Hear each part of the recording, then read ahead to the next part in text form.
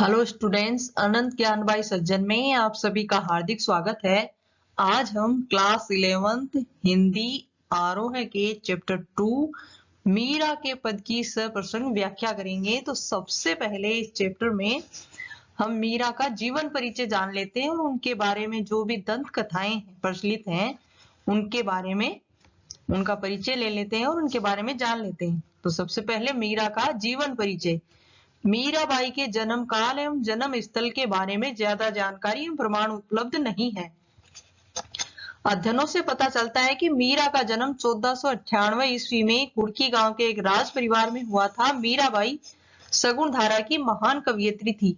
श्री कृष्ण को समर्पित उनके काव्य आज भी अत्यंत लोकप्रिय हैं। मीराबाई के जीवन में बारे में कई किंवदंतियां प्रचलित हैं, अर्थात कई मनोवांछित कथाएं।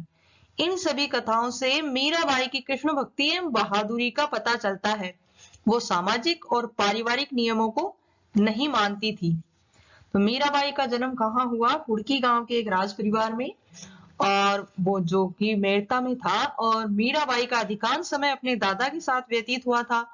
और जब वे बड़ी हुई तो उनका विवाह राजा भोज के साथ, मेवाड़ के राजा भोज के साथ उनका कर दिया विवाह, भोजराज के साथ विवाह कर दिया। और विवाह के एक वर्ष पश्चात ही उसकी मृत्यु हो गई। और उसकी मृत्यु होने के बाद में मतलब कुछ ही समय निकला था, उसके पश्चात उनके पिता और उनके जो ससुर थे उनका भी देहांत हो गया। जब वे बाबर के साथ युद्ध कर रहे थे उसमें शहीद हो गए। और इन सब के होने के पश्चात उनके ससुराल वालों ने उन्हें सती करने का प्रयास किया, लेकिन वे इस विचारधारा से सहमत नहीं थी और उन्होंने वहां से पलायन कर दिया था, तो अपना ससुराल छोड़ दिया। और उनका अधिकांश समय संतों के साथ व्यतीत होता था और वे कृष्ण भक्ति में ही लीन रहती थी। कुछ समय पश्चात उनके देवर जो विक्रम था, राजा विक्रमादित्य, उसने उन्हें जहर देके मारने की कोशिश की, लेकिन वे अपनी भक्ति के कारण बच गई और वह विष भी उसके लिए अमृत हो गया। और जब वे फिर बाद में वहां से निराश हो गई तो वे द्वारका चली गई और वहां ही भक्ति करते हुए कहते हैं कि वे श्री कृष्ण की मूर्ति में लीन हो गई। तो ये था मीरा का जीवन परिचय। अब मीराबाई के जो पद है उनकी व्याख्या।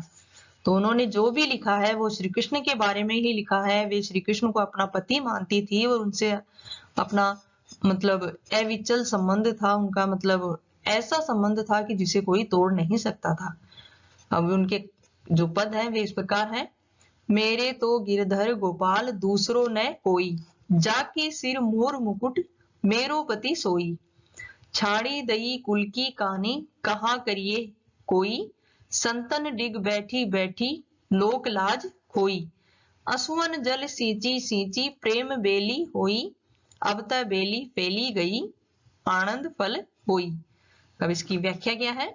प्रस्तुत पंक्तियां आपकी पाठ्य पुस्तक में संकलित कविता मीरा के पद से उद्धृत है और इन पंक्तियों में कवयित्री ने अपने आराध्य श्री कृष्ण के प्रति अपनी निष्ठा को व्यक्त किया है और कहा है कि सांसारिक मोह माया में लिप्त लोगों के प्रति दुख व्यक्त किया है। तो इन पंक्तियों में मीराबाई कहती हैं कि मेरे तो सिर्फ एक ही प्रियतम है जो कि पर्वत को अपनी छोटी उंगली पर उठाने वाले श्री कृष्ण हैं। उनके अलावा मेरा और कोई भी नहीं है। जाके सिर मोर मुकुट मेरो पति सोई। फिर आगे कहती हैं कि जिनके सर पर मोर पंख का मुकुट है वो ही मेरे पति है। छाड़ी दई कुल की कानी कहाँ करिए कोई। फिर कहती है वे कि और मैंने अब कुल की मर्यादा को भी छोड़ दिया है, मेरे बारे में कौन क्या कहता है उससे मुझे कोई फर्क नहीं पड़ता। संतन डिग बैठी बैठी लोक लाज खोई। वे कहती हैं कि मैं तो लोक लाज सब छोड़कर मेरे साधु संतों के बीच बैठी रहती हूँ। और फिर आगे कहती हैं और मैंने लोक लाज भी छोड़ दिया है। असवन जल सींची सींची प्रेम बेली हुई। फिर आगे कहती हैं कि कृष्ण रूप का जो कृष्ण प्रेम रूपी जो बेल है उसको मैंने आंसुओं से सींचा, अर्थात असवन जल आंसुओं के जल से सींचा है और वह अब बहुत फैल चुकी है और उस बेल से अब ते बेली फैली गई आनंद फल हुई। और उस बेल से मुझे अब बहुत आनंद की प्राप्ति हो रही है। अर्थात वो अब कहना चाहती है कि मैं कृष्ण भक्ति में पूरी तरह लीन हो चुकी हूँ और उसमें अब मुझे बहुत आनंद की प्राप्ति हो रही है।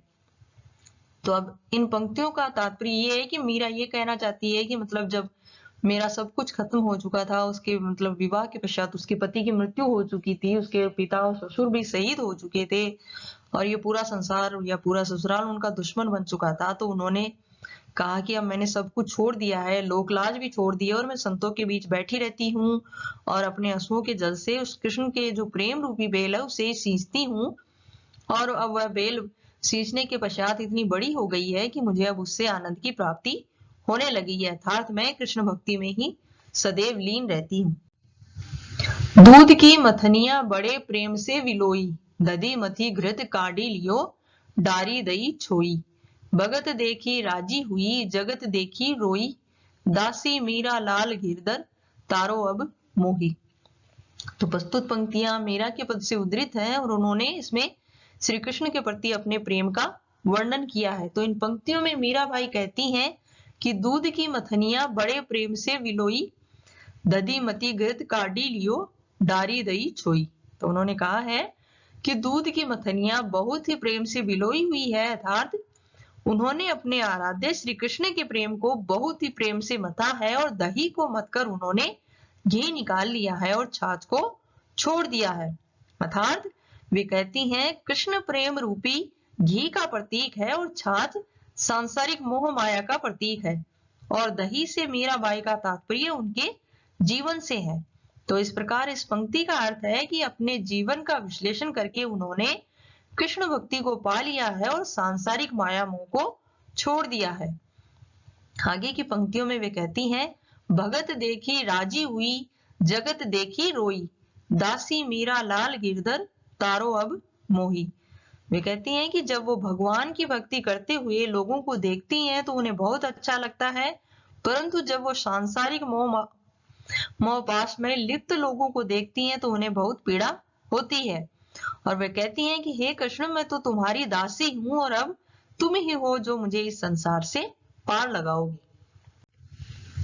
पग घुंघरू बांधी मीरा नाची, मैं तो मेरे नारायण सु आप ही हो गई साची, लोग गए कहे मीरा भई बावरी, न्यात कहे कुल नासी, विष का प्याला राणा भेजा, पीवत मीरा हासी, मीरा के प्रभु गिरधर नागर, सहज मिले अविनाशी। तो प्रस्तुत पंक्तियां भी मीरा के पद से उद्धृत है और उन्होंने इन पंक्तियों में मीराबाई अपने आराध्य श्री कृष्ण के प्रेम में अमर होने की बात कहती हैं। वे कहती हैं कि मैं कृष्ण की भक्ति में इतना रम गई हूं कि मैं पैरों में घुंघरू बांधकर अपने प्रियतम कृष्ण की मूर्ति के सामने नाच रही हूँ और मीरा ने स्वयं को अपने आराध्य श्री कृष्ण को समर्पित कर दिया है और वे इससे बिल्कुल ही पवित्र और सच्ची हो गई हैं। लोग कहे मीरा भई बावरी, न्यात कहे कुलनासी। तो लोग जब वे श्री कृष्ण के सामने घुंघरू बांधकर नाच रही हैं तो लोग उन्हें ऐसा करते हुए देखकर बावली कहते हैं कि मीरा ने कुल का नाश कर दिया है, क्योंकि वे राजमहल की सारी सुख सुविधाओं को छोड़कर फकीर की तरह घूमती रहती हैं। विष का प्याला राणा भेजा, पीवत मीरा हंसी। तो वो सारा समय या तो मंदिरों में या फिर साधु संतों के बीच बैठी रहती हैं, जो कि राजघराने की कुलवधू के आचरण के विपरीत है। तो लोग कहते हैं कि इसकी मति भ्रष्ट हो गई है और यह सब देखकर जो मीरा जी के देवर थे, जो राणा थे विक्रमादित्य, उन्होंने उनको विष भेज दिया और ताकि उनकी मृत्यु हो जाए और हम लोग इस अपमान से बच जाए, तो उनसे सबको छुटकारा मिल जाए। तो मीराबाई ने उस विष के प्याले को भी पी लिया और फिर वो हंसने लगी कि ये कैसे मूर्ख लोग हैं, इनको इतना भी नहीं पता कि कृष्ण की भक्ति में इतनी शक्ति है कि इस विष का मुझ पे कोई असर नहीं होगा। और जब उन पर विष का असर नहीं हुआ तो उन्हें ऐसा लगा कि जैसे उन्हें अविनाशी श्री कृष्ण के दर्शन हो गए हैं। तो वे कहती हैं कि मीरा के प्रभु गिरधर नागर, सहज मिले अविनाशी, कि मेरे तो प्रभु श्री कृष्ण इतने सीधे हैं कि वे तो भक्तों को सहज ही दर्शन दे देते हैं। तो इसी के साथ हमारी क्लास यहीं समाप्त होती है। इस वीडियो को देखने के लिए आपका बहुत बहुत धन्यवाद। अगली क्लास का इंतजार करते रहिए, तब तक के लिए अलविदा।